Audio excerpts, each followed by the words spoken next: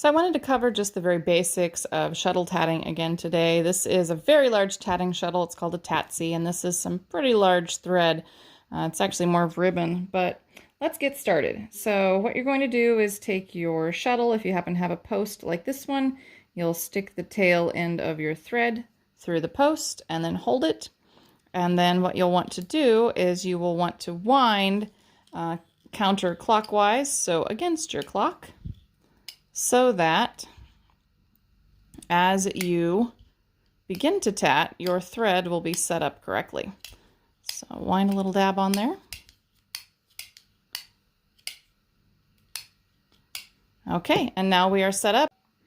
So now that our shuttle is wound, in order to make our first stitch, we need to pinch between the thumb and the first finger and wrap that thread all the way around our hand, just like this, and pinch again between the thumb and your first finger. And then the first half of the stitch goes like this. You wrap the yarn from your shuttle up over the top of your hand.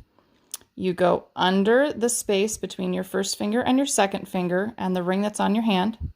You go over that same ring and pull it through the loop that you've created over the top of your shuttle hand.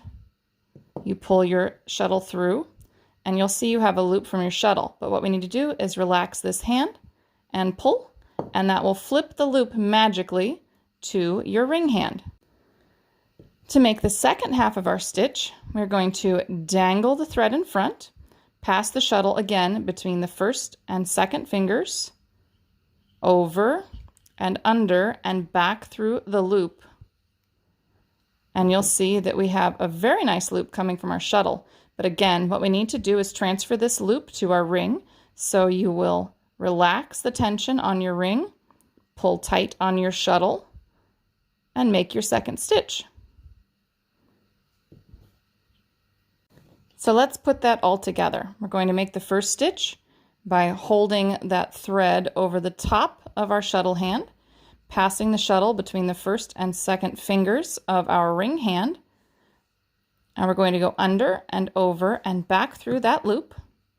Relax the ring so that we can pull the shuttle thread tight and magically flip that thread. And then we'll make the second half by dangling in front, putting the shuttle between the first and second fingers, going over and under and back through the loop on our hand, just like this. And remember, we release the tension and pull tight on the shuttle, and it makes our second stitch. So there we have 2 happy stitches. Now, to make a picot, what you need to do is go ahead and make the first half of your stitch, but instead of snugging that stitch all the way down, you need to leave a space. The space between the 2 stitches and this bar is what makes the picot.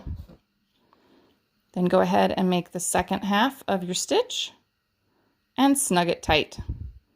There we go. 2 stitches, 1 picot, and another stitch. To open our ring, we're going to hold that stitch between our first finger and our thumb and pull on the back side. Now we can make another stitch. Under, over, under. There we go. So now that we have a few stitches on our ring, and we have a few picots as well, it might be time to close your ring. To close your ring, what you will do is hold the first and last stitch that you've made between your thumb and your first finger. And then you're going to pull on your shuttle thread. That will close the ring because it's made with a core thread. All of your stitches should slide. If your stitches aren't sliding, you've made a mistake and you need to pick it out and start again. Or you can just cut it off and start over as well. I'm not going to judge. And there we go. Now we've made a lovely little ring with 2 cute little picots. Once you've mastered making rings and picots, we can move on to chains. Chains are always made with the ball thread. Pretend this is a ball. I like to tension by wrapping around my pinky and then bringing my thread up and over my hand. Make sure that your last ring has been pulled tight so that you are ready to go. And now we're going to make the same stitches that we made for the ring, only we're going to put them on the thread coming from our ball. So we'll make the first half of our stitch,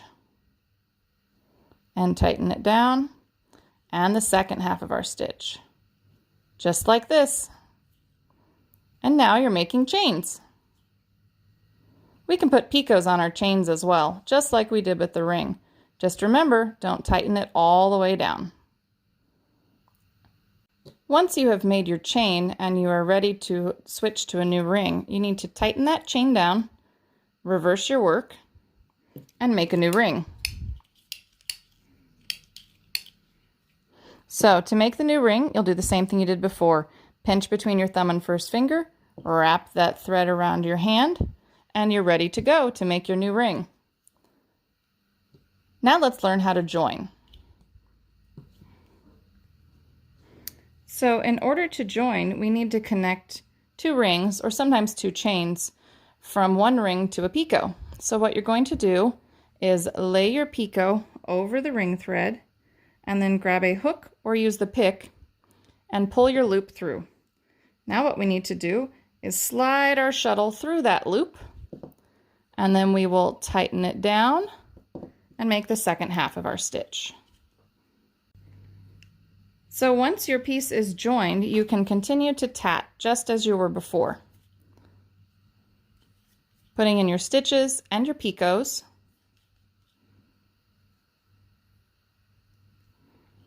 until it's time to close your ring.